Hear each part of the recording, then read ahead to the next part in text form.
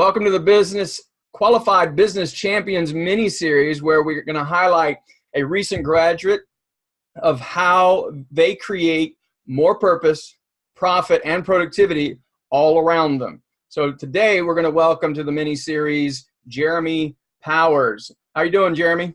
I'm doing great, man. How are you today? Fantastic. I just saw you last night. And of course, you were one of the ones that spoke at the event and shared a great deal of information, but we're going to get to that in just a minute. Before we do that, tell me a little bit more about, tell everyone else what industry you're in, maybe how long you've done it, and give us a sense of production, kind of where you're at in terms of your business. Okay, so once again, my name is obviously Jeremy Powers. I am with Allstate Insurance Company in the insurance industry. We focus on P&C products, your home, your auto, things such as that. I've been with the company over 8 years. Currently a sales trainer and operations manager at our locations. And I would say when I'm focused on selling, it was probably operating in the 60 to 70 item per month range. Mm-hmm. No, so, some of the people that's going to listen to this or watch it may not really know what it means to sell 60 to 80 items per month range. Mm-hmm. Is there like a standard, like median as to what the average insurance agent would sell? Is there some sort of a way for us to know? So the office I started at, they averaged about 30 items a month as an office. Mm-hmm. I would say that typically 20 items, 25 items a producer is average or normal, I guess you would say. Okay. All right. Well, that helps, because those that aren't in insurance would know that 60 to 80 items is actually quite a level of production in the insurance world. So that's practically almost 3 items a day, which is awesome, right? And you've been doing this 8 years, you said. So before we get too far into the business side of this conversation, tell us a little bit about yourself, meaning, family, if you had any previous careers, things that you may be proud of, any hobbies. Just give us a sense for who you are as a person. All right. Well, I'm proud that I'm a certified champion of your course. I'm still working on that daily. But once again, I have 2 beautiful daughters. I have Olivia, who is 6. Chloe is 4 years old. And that they're really my life. I'm a single dad. And so I take pride in what I do, the way I carry myself. And I feel like it connects very well with everything that you talked about. Mm-hmm. What I'm proud of, proud that I get up every day and make it happen. And I just bring the energy. I'm just thankful that I get a chance to do what I love every day. And really that's about it. I'm excited about a new team that we have. You guys are growing. Yeah, we're growing. We have 2 new staff right now that started last week. So just finally starting to get into that rhythm, and just really excited to see how I can use this as well as some things that I've learned and just give them a better start than I ever had. Awesome. I love it. So out of curiosity, because most people are going to see you on this and think, that guy's got to be young. How old are you? I'm 28. 28. Not even hitting 30 yet. And we're doing this kind of stuff. Single dad, 2 girls. It's obvious that you love them. Anybody that knows you on social media can see what kind of a connector you are. And I'll tell everyone, too, that you and I met the same way you probably have met a lot of people, and that's through a mutual connection. Mm-hmm. There's a real estate agent here in Columbia that said, hey, you should talk to Jeremy Powers. He's a great guy. And I think that's how you and I met, wasn't it? I had lunch with him today, so he's a great guy. Yeah. Cool. All right. Yeah, I saw him circling around Starbucks. I was over there a little while ago. So. Okay, that's where we were at East Bay over there. So So you were like next door, and I didn't even know it. That's it. I actually had a medic for a coaching session there. So let's turn the conversation to the topic that you shared, because at the Qualified Champions Mastermind, the last session is designed around all of you guys sharing information with everyone else. Mm-hmm. And everybody voted on a topic, and your topic, why don't you share what your topic was, and then I'll kind of dig in a little bit on some of that so that everybody else gets some benefit here. Okay, so initially it was going to be motivation. Then quickly, I think 2 weeks ago, I was given some one-liners and some zingers to some rapport building and storytelling, and they were like, "Man, like we want to hear that." So changed up and actually did something that was very comfortable with me, which is really rapport building from the start, and then leading into quality storytelling, which can help finalize a one call that's all kind of approach of getting the sale done. Wow.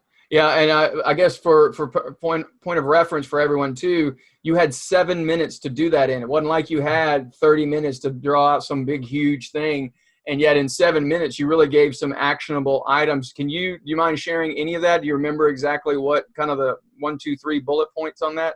Oh man, I can't give away all my secrets to a large because I'm sure you're gonna have millions of people watching this eventually. There So will be. I'm just, There will be. Yeah. you know, I believe that. You know, I believe, but yeah, I would be more than happy to. I think that it's all about no one cares how much you know until they know how much you care. It's kind of what I started off with, and I think that's so true. In order to really solidify that sale, to solidify your opportunity, you really have to very quickly build rapport with that customer. It's all about, I think we talked about yesterday too, active listening. I think when you use that as part of it, you know, you're talking to Bob and Bob says he's been married for 20 years. I say, whoa, Bob, that's exciting, man. You've been married for 20 years. I'm a young man myself. I need you to write a book so I can read that, man. I need the first autographed copy. I'm so excited about that. You know, I think it's situations about their pets, about their children. It's just taking an interest. And then if you're going to make a joke, make it about yourself, you know, but admire them. I think you set that hook and then you come in with some stories to help with quality of the value versus price, or to help a real life scenario, help them understand how important it is, what you're talking to them about in that moment. Right. So it was you rapid rapport skills is usually what it's called in my world. And you broke that down gently into essentially 2 to 3 major pieces. And the active listening, by the way, is going to be a subject that we're going to cover with Erica, who's she'll be another qualified champion we bring onto this later on in a different series. But a lot of these subjects, by the way, did overlap. Yours, though, really set the tone in conversation about how to gain rapport quickly so that people would talk to you. And are you familiar with Russell Brunson? I've heard the name before. Okay, well, he pushes hard around talking about hook, story, and offer. Okay.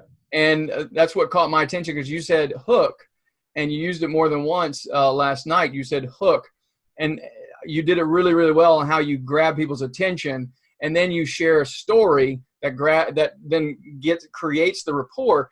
The only thing you didn't mention last night, of course, which would be the natural outcome that we're after in a business sense in terms of sales, especially for what you do, is to present an offer. And well, although I say that, I think you actually did cover some of that on how you do that with options and bringing them to a conclusion.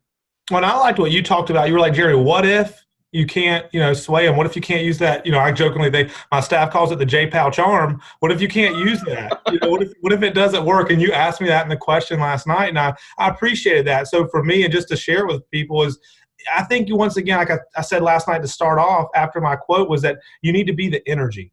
You know, I can't tell you, just yesterday before our meeting, I had a client call in. They're like, hey, we talked a year ago and my renewal's coming up. I wanted to call you and see if you could help me now.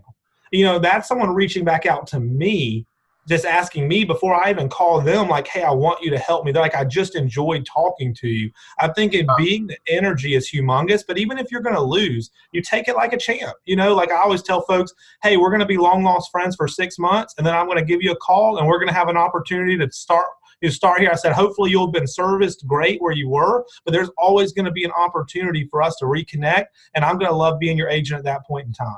I love it. And I'll tell you too, I can't speak for everybody, but you know, when every role or every profession has a lot of assumptions in terms of social norms of what we make assumptions. You know, there's I know you know what I'm referring to there. You know, I spend a great deal of time in the real estate world, and everybody just assumes that real estate agents, all they do is drive nice cars and show houses and make huge amounts of money. They don't? Yeah.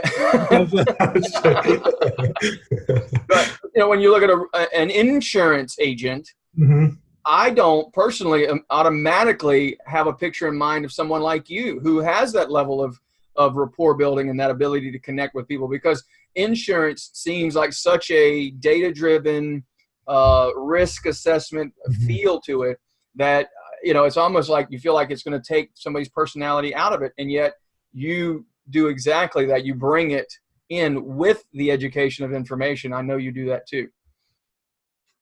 So moving on here. Let's see, I got questions written down over here. I want to make sure I get through them. What drew you to come to the Qualified Champion Mastermind? So really, when Jeff, so to start off, like, I admire you a ton. I mean, ultimately, one day I want this seat to be reversed, and I think you know that very well. It's not necessarily with you. I don't want to be traded. That'd be amazing. I'm honored. I don't know what you can learn from me, but at the end of the day, I think that I admired someone who's out catching the dream that I'm still wondering how to make a net to capture, and so it was really exciting when Jeff introduced us, at BNI. It was wonderful when we had that opportunity to connect.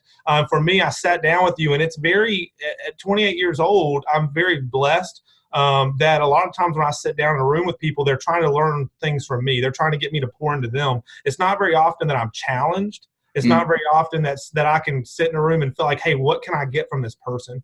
And when we met, you asked me some very tough questions, and you challenged me. And it wasn't in a bad way. You just said, hey, like, you need to know these things. You need to know this. You need to know that. So instantaneously, I had excitement because someone was challenging. Someone was saying, hey, Jeremy, you're not the best you can be. There's an opportunity. All you've got to do is you got to look at it from a different angle. And that is a blessing to me, because if I'm ever doing it the right way, then, man, I'm done. Like, I want to always know there's a better way. And I think that it was the excitement of meeting you, how personable you are. You're just a great person to be around. And then you just extended the opportunity to a young whippersnapper like myself to just be in a room full of amazing people. And if they ever watch this, I just want them to know that, man, it was a pleasure. Erica, she is a qualified champion. Those folks are just such a pleasure to work with, and it was an honor to be able to be in that room with you guys. Well, I appreciate it. We're actually going to talk a little bit more about the actual event itself. We'll get into some of that. I will tell you that it's a common trait that I see with people that get attracted to this type of material, people who really want to optimize their life, people that really, which, if you remember, optimization or innovation is one of the tenets of what we do. And it was because you're that kind of person, it made sense to you. It was just something that, I want to, this is something that's going to take me to the next level. So what did you wish you would have known before you came? Before I would have come, what do you think would have? I needed to bring a pencil and a piece of paper, that first night. I was trying to use my phone, be a little tech savvy, then I was called out for being a youngin', Well, you weren't the only one that was under 30 in the room. However, we do use kinesthetic activities, including stuff being written down. So that's pretty funny. But I think that, and I think that it was, I don't think I'm happy that I didn't know, but you asked some questions that we really had to answer in that moment. And obviously it would have been nice to know and ponder, but I think in that moment, it was nice to have to try to search yourself quickly and find out certain things. And obviously I don't want to spoil that for people in the future, but I really don't think that I would have changed anything other than that one thing, jokingly, because I think that I came into it raw, and I think that I was really able to use that to leverage it to my to my advantage at the end of the day. Yeah, I agree with you. The capacity for us to get out of the conscious filter helps us really get to the root of the issue. That's why we talk about the elephant in the room on a regular basis. And for us to talk about it, we got to bring it out. So I appreciate you bringing that up.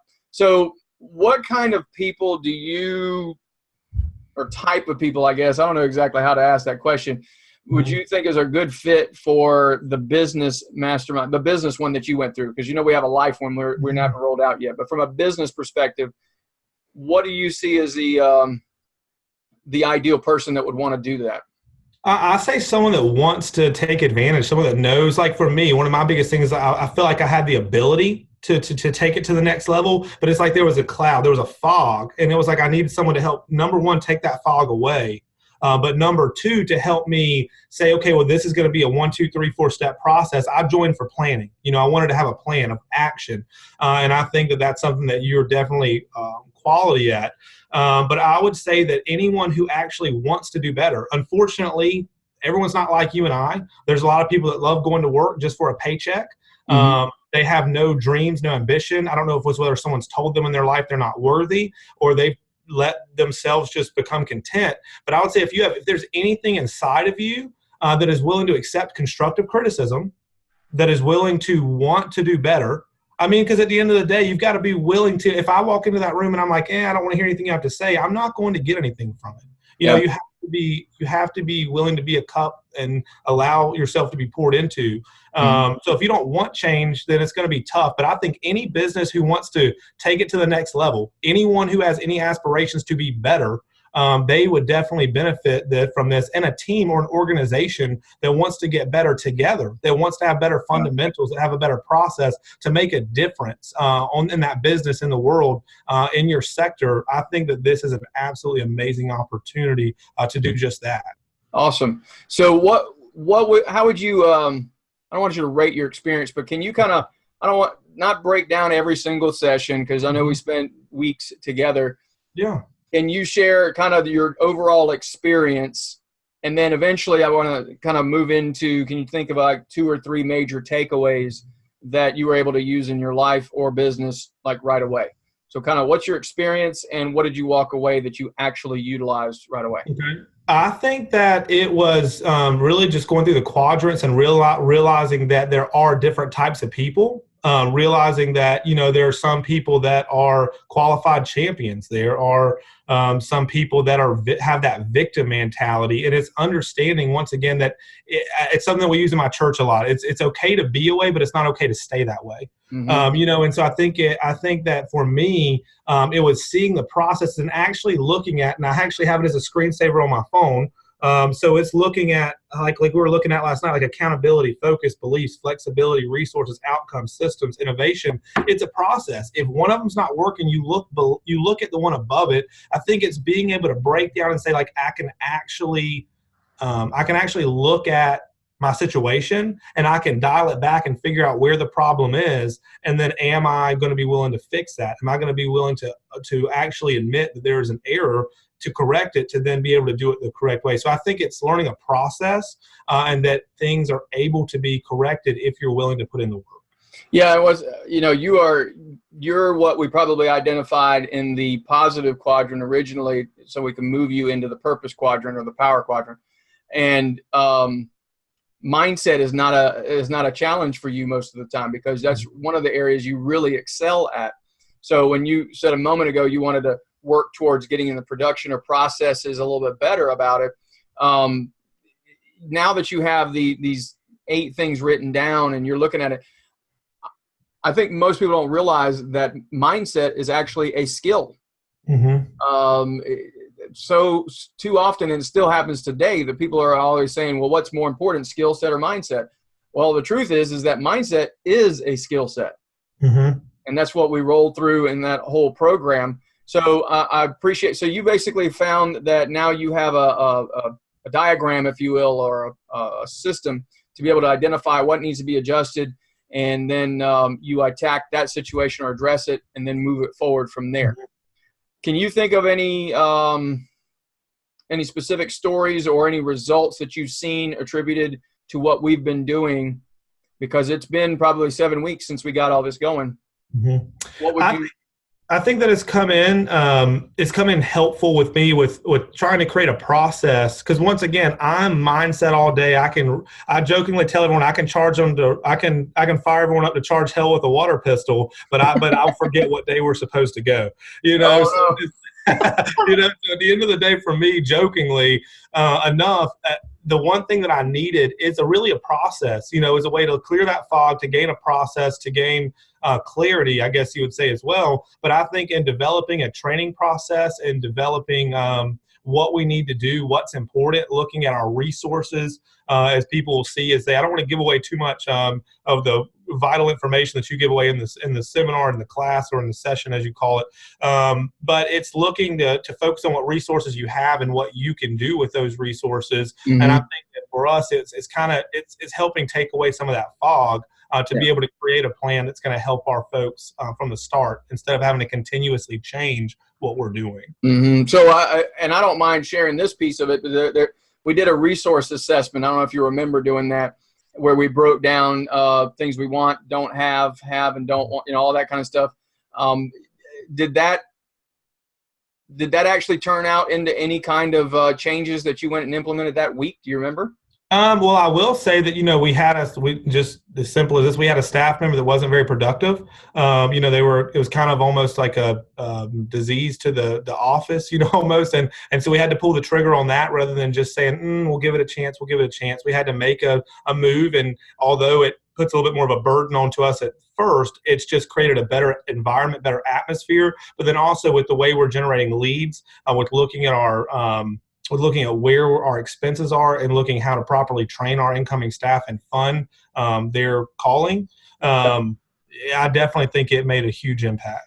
Awesome. And it will continue to. It's all so much information, so fresh with us just taking on the second location, that it's hard to implement everything in a moment's notice. But I mean, that's why, fortunately for us, and I don't know how it'll be in the future, for a few more weeks, we can go back and continue watching those, because it is definitely a lot of information that is vital, life-changing information that it's good to be able to go back and kind of clarify. Perfect. Okay. So you guys have, for most people don't know, you mentioned it earlier. You've hired 2 new salespeople. We've got a whole nother staff already in place. We got rid of one that was not productive, or really it was being counterproductive for the entire team, for the culture.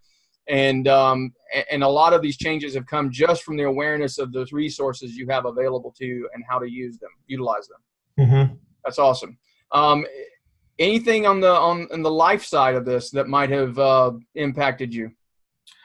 I would say so. I mean, as well as I won't go too in depth of it. I am I'm a single dad. So I would say I was going through some things. I was in a little bit of a funk. When you're still running an organization, people are still counting on you. You've got to, like I say, bring the energy. It's easy for me to wear that face, but at home to just be able to be honest with myself and, heal properly. But I think a lot of this stuff, when you go back to your belief, when you go back to why you do everything, I think that this can easily relate to your personal life as well. And although we didn't talk about it heavily there, because it was more of a business mastermind, you can easily take those things and relate them to your personal life. And I think for me, setting processes up, looking and doing that as well has absolutely helped me to be the best dad I can be. And at my office, I am the sales manager, I'm the training manager, I'm the operations manager, but I still consider these guys my family. And so just to be able to lead and help these guys be productive, for me, it's just incredible to have those resources at my fingertips. That's spectacular. All right.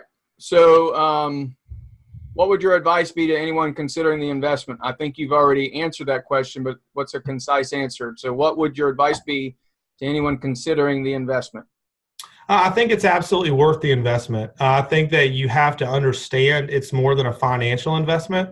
I think that it's going to be a mindset investment. You have to go into it understanding that your results are going to hopefully double, quadruple. I mean, your things are going to happen all because you're now understanding why they happen. It's like you have this beautiful car, but you don't have the keys to it. And then you're going to actually hand them the keys to that car, and you're going to teach them how to crank it, and you're going to show them how to shift it in the gear, and then they're just going to have to press the gas pedal. And it's how fast do you want to go? So I really think that if you're looking at this investment, you're questioning, is it worth it for my team? I tell you, I would dive in head first. Love it. So I appreciate the feedback. I know that you are very busy. I know exactly right now what's going on in your office and that you need to get back to what you've got going on. I am extremely grateful for also our relationship. And I know we'll be talking a lot more as time progresses. Do you have any questions for me by chance, or anything that I can answer for you before we get going? I would say, what do you look for when you're looking for someone for this particular course? Like, what are you looking for? The majority of the people that we are targeting, honestly, are going to be somewhere between mid-20s and early 40s, business related probably. Most likely, they don't have to be, because if you remember, there was 2 in there that weren't actually business owners in our group, but they had a high enough income bracket that understood the business conversation, and we'll have them featured later on. They're probably going to be experientially oriented. They're part of that 2%. And I don't know that I shared that with you guys. There's a 2% of the population actually is looking for personal or business development. It's a $355 billion business, and only 2% of it is funding it, basically, because they are looking for ways. And right now, especially in the qualified life champion stuff, for the momentum weekend events, when we do all that, there are so many challenges that are very pervasive right now. People they don't know how to deal with adversity. There's why do you think we have the spike on CBD oil, right? Alcoholism, and a lot of these things that people go to change their state. They don't know how to do it internally. So what we're teaching people in the qualified champion material is helping people understand how to get in control of what they got going on, and then apply what they need to apply, the right mindset and the right mechanics. So, and then of course, we help you guys take movement. So I don't know if that answered your question very succinctly. Yeah. Well, I just thank you for the opportunity. I mean, I'd like to say I think I know what you saw in me. I was able to watch myself last night, in that 7 minutes, and I was actually thinking I was going to be very critical of myself, but I was proud in that moment of what we're able to relay to folks in that 7 minutes. But I'm just thankful that, like I said, once again, that Jeff saw an opportunity, and that you obviously capitalized on that opportunity, and that I had an opportunity myself to be in that room for the weeks that we were, and to really hopefully be just a changing point in life in general, to just elevate to that next level. So I really appreciate the chance that you've given me. And once again, I'll tell you guys, do not take this for granted. This is a great opportunity. Please just go ahead and do whatever you have to do to get enrolled in this, and then you come back and make your own video like this, letting everyone know that I was right. If you're in South Carolina and you need insurance, just call your boy. All right. Well, that's Jeremy Powers from Irmo, South Carolina. Oddly enough, is like right around the corner from where I'm currently living.